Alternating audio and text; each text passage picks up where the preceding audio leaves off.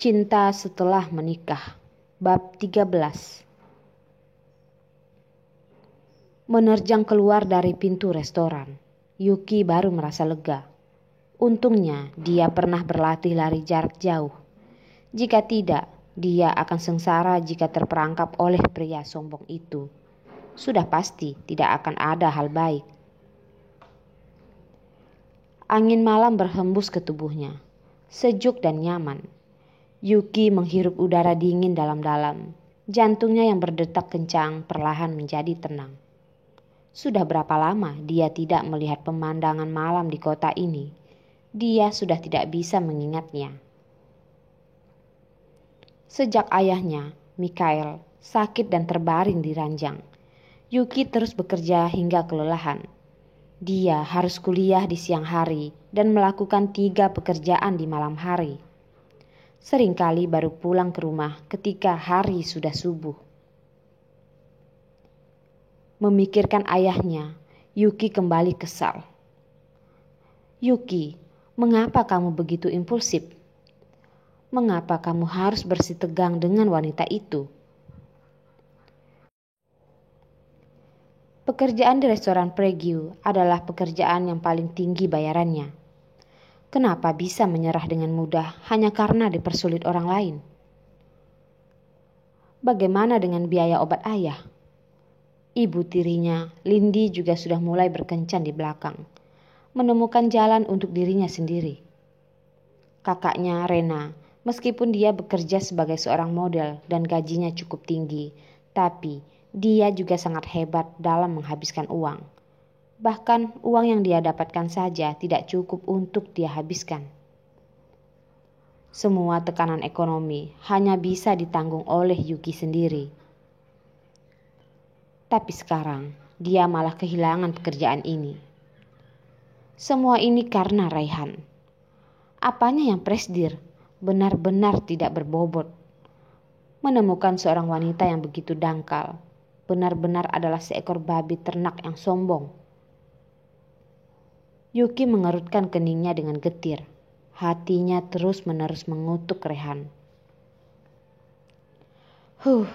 Sekarang dia masih perlu mencari pekerjaan paruh waktu lainnya. Jika tidak, dia tidak bisa mengatasi tagihan obat ayahnya setiap hari. Yuki melihat sekeliling, berharap dapat melihat iklan pekerjaan apapun yang tertempel di gedung tertentu. Tiba-tiba, sepasang matanya melotot lebar. Ada mobil hitam yang diparkir di jalan, jendelanya terbuka. Seorang pria duduk di kursi pengemudi, memakai kemeja putih, parasnya tampan dan elegan. Sepasang mata yang jernih dan dalam sedang memperhatikan lampu lalu lintas di jalan. Jari-jari rampingnya bersandar ke jendela putih dan bersih. Sekujur tubuh Yuki gemetar. Air mata mengalir keluar tanpa bisa ditahannya.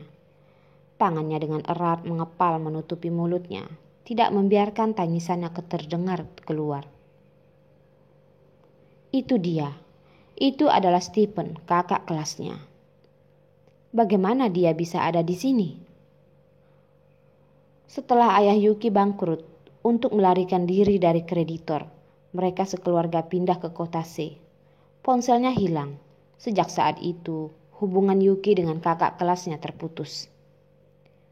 Bagaimana dia bisa muncul di kota C? Yuki merasa detak jantungnya hampir berhenti berdetak. Melamun memandang pria di dalam mobil itu. Setelah beberapa saat, Yuki kembali tersadar, berlari dengan liar ke arah mobil itu. Terlambat. Lampu hijau sudah menyala. Mobil hitam itu langsung melaju, bagai panah yang dilesatkan keluar. Kak Stephen, tunggu aku. Kak Stephen. Yuki mengabaikan pandangan mata aneh orang-orang di sekitarnya.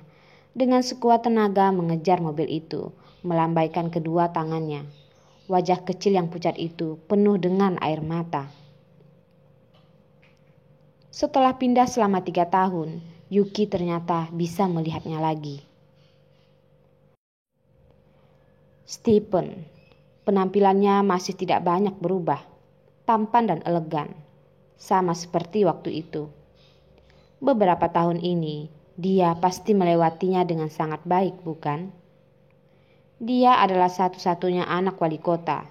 Tentu saja dia melewati hidup dengan lebih baik dibandingkan dirinya yang keluarganya sudah bangkrut ini. Sangat bagus. Begini juga sangat bagus. Dia melewati hidup dengan baik. Itu sudah cukup. Di jalan di mana banyak lampu yang menyala, seakan bagai kehilangan warnanya. Yuki membiarkan air matanya mengalir di wajahnya. Langkahnya terhuyung seakan sedang berjalan di atas kepala.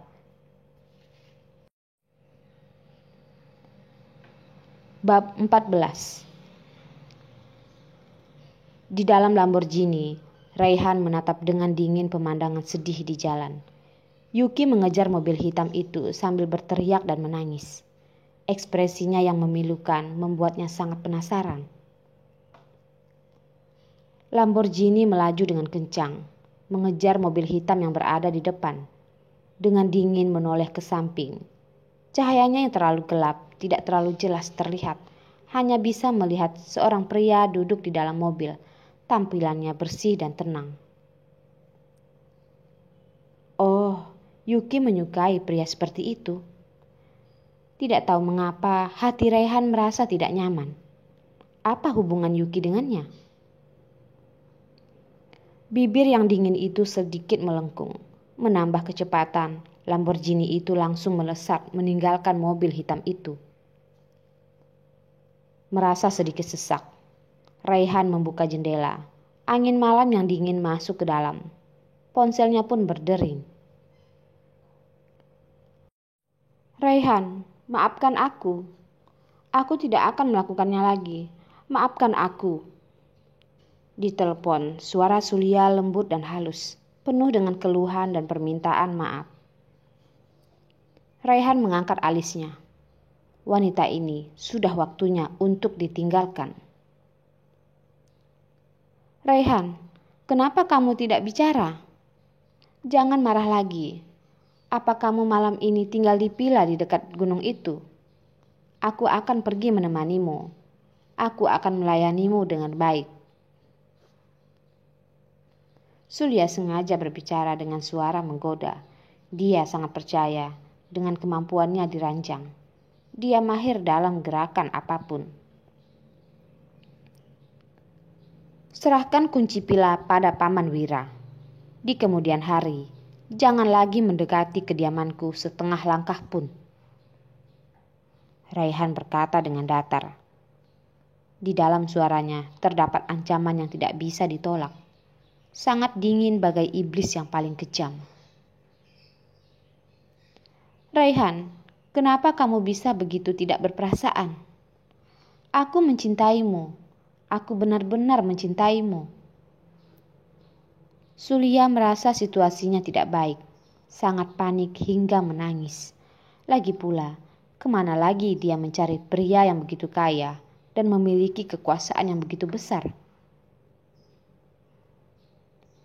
Cek sebanyak 10 M, sebuah villa di Flower Garden, dan Porsche terbaru. Nada suara Raihan sedikit tidak sabar. Alisnya yang tampan juga sedikit berkerut. Dia membenci wanita yang tidak menyerah. Raihan, baiklah, aku mengerti. Sulia tadinya masih ingin berdebat dan akhirnya memutuskan untuk menerimanya saja. Raihan benar-benar sangat royal. Dia sudah mendapatkan keuntungan. Dia sudah tidak usah memikirkan apapun lagi seumur hidupnya. Tidak heran semua wanita bersaing untuk naik ke ranjangnya.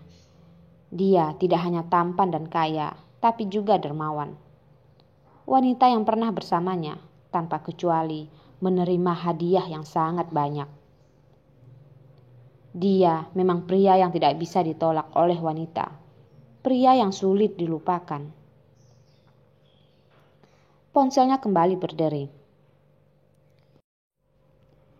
Presdir, Masalah yang Anda ingin selidiki sudah aku selidiki dengan jelas. Yuki, 19 tahun, tinggi 161, berat 47 kilo, adalah mahasiswa tingkat 2 di jurusan berita Universitas T.